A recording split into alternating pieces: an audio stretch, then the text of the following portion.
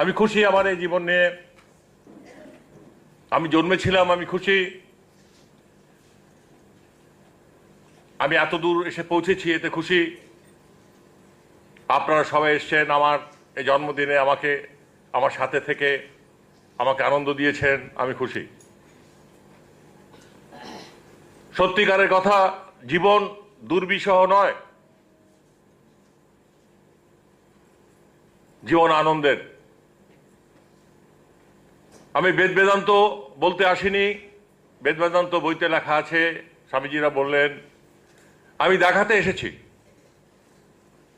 যে দেখুন, আমি একটা জীবন যাপন করছি, আমার সুগার আছে, প্রেশার আছে, কিন্তু কোনো কিছুতেই আমাকে প্রেশার দিতে পারে না, কোনো কিছুই আমাকে দুঃখ দিতে আর পারে না, কোনো কিছুই আমাকে টলাতে পারে না। আমি আনন্দ করছি, আমি হাসছি আপনাদের সাথে। আপনারা হাসুন, হাসুন, হ্যাঁ হ্যাঁ, এটাই বেদান্ত, এটাই বেদান্ত। হাসুন হাসুন, এটাই বেদান্ত।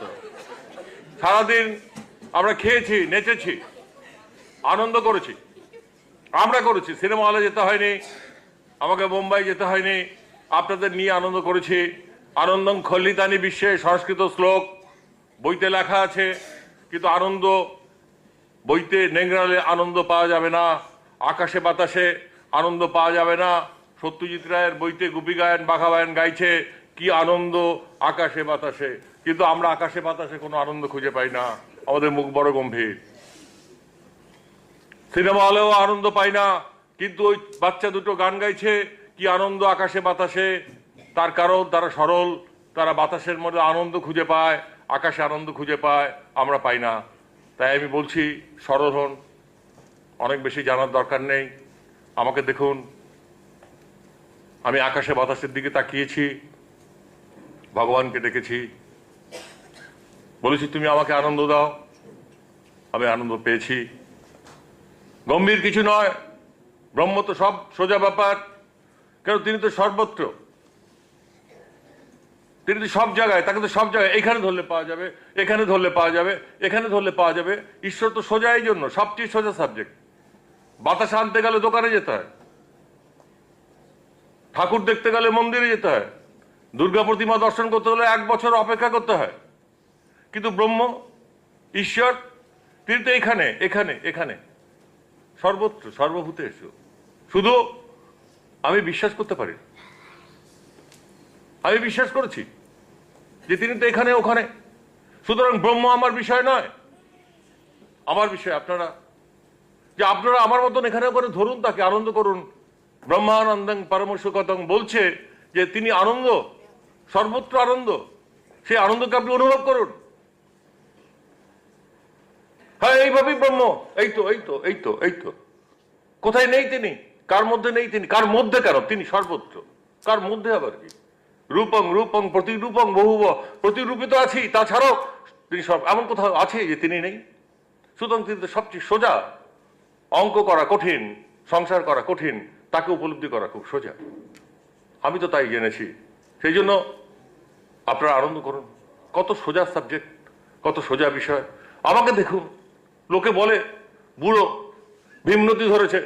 আপনারা কি সুন্দরভাবে আমার এই ভীমরতি ধরার লোকটার কথা শুনছেন, কি আশ্চর্য ব্যাপার। জন্মদিনে আমাকে কত কিছু প্রেজেন্ট করলেন। বাচ্চার জন্মদিনে সে প্রেজেন্টেশন পায় না, জন্মদিন হয় না, করতে পারা যায় না, ক্ষমতা নেই থাকেন। আমার জন্মদিনে কত লোক এসছে, দেশ বিদেশের সমস্ত লোক কত গ্রিটিংস পাঠাচ্ছে, ইন্টারনেট কত কিছুতে নাম ধাম, ইস কি নামই আমি, কি দামি আমি। আরে বাপ, 70 বছরের বৃদ্ধ হঠাৎ খুব দামি হয়ে গেছে, কি মজার ব্যাপার, তাই না? আপনাদের লোভ হয় না যে আমরাও এরকম জন্মদিন আমাদের হবে, যেখানে আমাদের অনেক লোকে প্রেজেন্টেশন করবে? আপনারা কেন বিয়ের জন্য অপেক্ষা করছেন? বুড়ো হওয়ার জন্য অপেক্ষা করুন। দেখুন একটা বুড়ো মানুষ কেমন প্রেজেন্টেশন পাচ্ছে, আপনাদের লোভ হবে। আমি সেই জন্য বলছি, আমাকে দেখুন, 70 বছরে আমাকে দেখুন, এটাই বেদান্ত। আজকের আমি কথা বলতে আসিনি, আমি শুধু নিজেকে দেখাতে এসেছি। দেখুন এখন আমি হাসছি, আমার বউ আছে, আমার মেয়ে আছে, আমার নাতি আছে, সবাইকে নিয়ে এসছি, সবাইকে নিয়ে হাসছি। আমি কাউকে ত্যাগ করিনি, কিচ্ছু ত্যাগ করিনি। ত্যাগ করার ব্যাপার নেই। কাকে ত্যাগ করব, কেন ত্যাগ করব? আমরা তো সবাই ত্যাগী সম্রাট। কেন? বলছে রামগরুরের ছানা, হাসতে তাদের মানা, হাসির কথা শুনলে বলে হাসবো না হাসবো না। আমরা তো সব হাসতে ভুলে গেছি। বলে হাসির সাথে ভগবানের সম্পর্ক কি? হাসি ভগবান, আনন্দই ভগবান। আমরা আনন্দ করেছি সারাদিন, আমরা আনন্দ নিয়ে মেতে উঠেছিলাম সারাদিন। এটা আমি হাত নাড়ছি, পা নাড়ছি, এটা আমি, সবকিছু নিয়ে আমি বলছি আপনি একজন মহাপুরুষ। আরে দূর মহাপুরুষ রাখুন, কাপুরুষ বলুন, মহাপুরুষ দেখুন, আমি একটা আমি, আপনাদের মতন আমি একটা আমি। দেখুন আমি হাত পা নাড়ছি, আপনারা দেখছেন তো হাত পা নাড়া? দেখছে এইসব সন্ন্যাসী সন্ন্যাসী আমার হাত পা নাড়া রোজ দেখছে, এইভাবে দেখছে, মেনে নিচ্ছে। কেন মেনে নিচ্ছে ওরাই জানে, আমি জানি না কেন মানে। সেই জন্যই আনন্দ করার জন্য ঠাকুর রামকৃষ্ণদেব একটাই প্রার্থনা করেছেন আমাদের, যেটা জানতে হবে আমাদের কি প্রার্থনা করতে হবে। বিবেকানন্দকে বলেছিলেন বিবেক দাও, বৈরাগ্য দাও। আর আমাদের জন্য তিনি একটা প্রার্থনা রেখে গেছেন, সেটা হচ্ছে মা তুমি আমায় নিরানন্দ করো না। একটা কথা, আমার টাকা পয়সা, ধন জন, বউ, ছেলে, মেয়ে, সবার উদ্দেশ্য হচ্ছে আনন্দ। আমি কি আনন্দ পেয়েছি?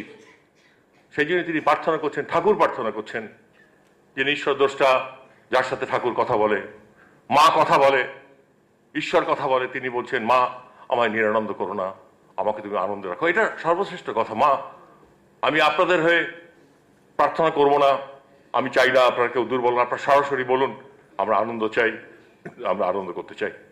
আপনারা আনন্দ করুন। আনন্দের আরেক নাম ঈশ্বর, আনন্দের আরেক নাম ঈশ্বর।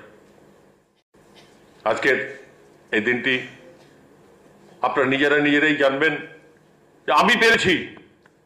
আমার জীবনী পড়ে দেখবেন আমি একটা খুব সাধারণ লোক, সাধারণ, খুব সাধারণ, এখনো সাধারণ, অসাধারণ কিছু নেই। কিন্তু আমি পেরেছি। কি পেরেছি? আমি সাধারণ লোক। বিবেকানন্দ জিজ্ঞেস করেছিল ঠাকুরকে তুমি ঈশ্বর দেখেছো, আমাকে দেখাতে পারো? ঠাকুর বলেছিলেন হ্যাঁ দেখাতে পারি, আমি দেখেছি। আমি অতক্ষণে না জানলেও আমি এটা বলতে পারি আপনাদের সামনে যে আমি ঈশ্বরকে দেখেছি। এটা কলকাতা শহর, নাম করা জায়গা, আধুনিকতার জায়গা, সেখানে আমি জোর গলায় বলতে পারি আমি ঈশ্বরকে দেখেছি। আরো জোর গলায় বলতে পারি আপনি ঈশ্বরকে দেখতে পারেন। বলে দেখলে এই বুড়ো বয়সে আপনি লাফাবেন। আবার দাঁত পড়া আছে, চুল পেকে গেছে, চোখে কম দেখি, সুগার আছে, প্রেশার আছে, কিন্তু আমি আনন্দিত, আমি ঈশ্বরকে দেখেছি। আপনি দেখতে পারেন, আপনি দেখতে পারেন, আপনি দেখতে পারেন। অনেক রাত, এটা বাস্তব। ঘরে ফেরার সময় হয়েছে, আমাদের ঘরে ফিরতে হবে।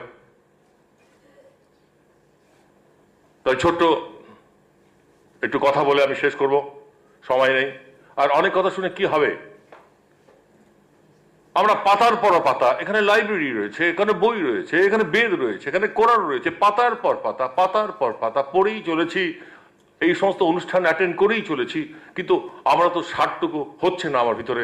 আমি তো আনন্দ পাচ্ছি না, আমি তো আনন্দ করতে পারছি না। সবাই বলছি আমি তো চাই, কিন্তু আমি পারছি না, আমি পারছি না। সেই জন্য অনেক পড়ে কোনো লাভ নেই। ওই গুপি গায়েন, বাঘা বায়নের মতন একটা সহজ সরল হয়ে আকাশের দিকে তাকিয়ে যদি ওইভাবে গানটা গাইতে পারি, কি আনন্দ আকাশে বাতাসে। ঈশ্বর দর্শন দরকার হবে না, ওরা ঈশ্বরকে দেখেছে, আনন্দ দেখেছে, আকাশে বাতাসে তিনি আনন্দ দেখেছেন। ওই সহজ সরল আমাদের হতে হবে। আমরা হতে পারছি না, এটাই আমাদের প্রার্থনা, আমরা সহজ হই, আমরা সরল হই। এবার আমি শেষ করছি একটু কথা দিয়ে, সেটা হচ্ছে এতক্ষণ তো আমরা কথা বললাম, এটা গম্ভীর কথা না, হালকা কথা। কারণ আমি তো বললাম সবচেয়ে বড় ডেমনস্ট্রেশন এটা, এই ভগবান, এই ভগবান, এই ভগবান, এই ভগবান। ওখানে যাব কেন? এই ভগবান। আজকের আনন্দের দিন, জন্মদিন, টাকা পয়সা পেয়েছি, অনেক পুরস্কার পেয়েছি। এবার আমরা একটু রেস কোর্সে যাব, রেস কোর্স, ঘোর দৌড়। টাকা থাকলে একটু ইচ্ছা করে রেস খেলি। চলুন আমার সাথে একটু রেস কোর্স। আপনারা জানেন ঘোড় দৌড়, যেখানে ঘোড়া দৌড়ায়। সবাই হাজির হয়েছি আমরা, বাজি ধরছি, ওর এই ঘোড়াটা ধর, এই ঘোড়াটা ধর, এই ঘোড়াটা ধর। উত্তেজনা। 100 টাকা দিলে 1 লক্ষ টাকা পাবো, 50,000 টাকা দিলে 5 লক্ষ টাকা পাবো, নানা রকম। আমি যাইনি কোনোদিন এরকম অবধি, আমার ভাগ্য এখনো হয়নি। আমার জীবনের শেষ আকাঙ্ক্ষা আমি রেস কোর্স দেখবো। সিনেমায় দেখেছি, সিনেমার গল্পটাই বলছি। আমরা রেস কোর্সে গেছি, ঘোড়া যাকে খুব আদর করে যে চালাবে ঘোড়া, সে আদর করে করে ঘোড়াগুলিকে আনছে এক এক করে 14টা 15টা ঘোড়া এর ওর মুখের দিকে তাকিয়ে বেশ আদর করে টকবক টকবক করে আসছে। কি সুন্দর, কি সুন্দর লাগছে ঘোড়াগুলি আসছে, সবাই উত্তেজিত। ওই ঘোড়াটাই আমি লাগিয়েছি, ওই ঘোড়াটাই আমি লাগিয়েছি, ওই ঘোড়াটা লাগিয়েছি। ঘোড়াগুলি আসছে সুন্দরভাবে সেজে গুজে, জকিও মাথায় টুপি টুপি পরে সেজে গুজে আসছে। বন্দুকের আওয়াজ, বাড়াম, ঘোড়াগুলি ছুটতে শুরু করলো, টাকবাক টাকবাক ছুটতে শুরু করলো। কি মজা, উত্তেজনা, ওইটা জুটছে, ওইটা জুটছে, ঘোড়াগুলি ছুটছে। একসাথে ছিল, একসাথে থাকতে থাকতে হঠাৎ দেখা গেল দল চেঞ্জ হয়ে যাচ্ছে। একটা আগে যাচ্ছে, ওটা আগে যাচ্ছে, একটা পিছনে যাচ্ছে, আর একটা পিছনে যাচ্ছে, আর একটা আরো পিছনে যাচ্ছে, ছুটছে সবাই। উত্তেজনা, ঘোড়াগুলি বাধা হয়ে চিন্তা করছে যে আরে কি হলো, আমাকে জকি তো খুব আদর করছিল, পিঠ চাপড়া ছিল, এখন আমাকে পিঠে চাবুক মারছে কেন? কি হলো, পিঠে চাবুক, আমি যে পিছনে দৌড়াচ্ছি, পিঠে চাবুক, ছপরির বাড়ি, হঠাৎ ছোট ছোট, ওটা সামনে দৌড়াচ্ছে, ছোট। সবাই চিৎকার করছে, দৌড় দৌড়, আরো দৌড়, আরো দৌড়। ফেনা উঠছে, ঘোড়ার মুখ দিয়ে ফেনা উঠছে, সে দৌড়াচ্ছে। দাঁড়িয়ে টিকিটে সবাই টিকিট কেটেছে, উত্তেজনা সবাই, তাদের মুখে ফেনা উঠছে, তাদের মুখেও ফেনা উঠছে। সে ওটা দৌড়াতে পারছে না। শেষ ঘোড়া, খেলা শেষ হচ্ছে, ফার্স্ট ঘোড়া এসে ফার্স্ট হয়েছে, সবাই উত্তেজিত, ফার্স্ট ফার্স্ট, লাখ লাখ টাকা পাওয়া যাবে, ফার্স্ট। ঘোড়ার মুখটির থেকে ফেনা চড়ছে, পিছনের ঘোড়াগুলি আসছে, সেকেন্ড, থার্ড, তারপরের গুলি আর ঠিকানা নেই। সব ক্লান্ত, কোন কোন ঘোড়া পা ভেঙে পড়ে গেছে, তাকে মাঠের বাইরে বার করে নেওয়া হচ্ছে। তারপর শোনা যাচ্ছে তাদের গুলির আওয়াজ, ঘোড়াটাকে গুলি করে মেরে দেওয়া হচ্ছে। আমরা সবাই এই রেস কোর্সের ঘোড়া, আমরা ছুটছি বাজি মাতের জন্য।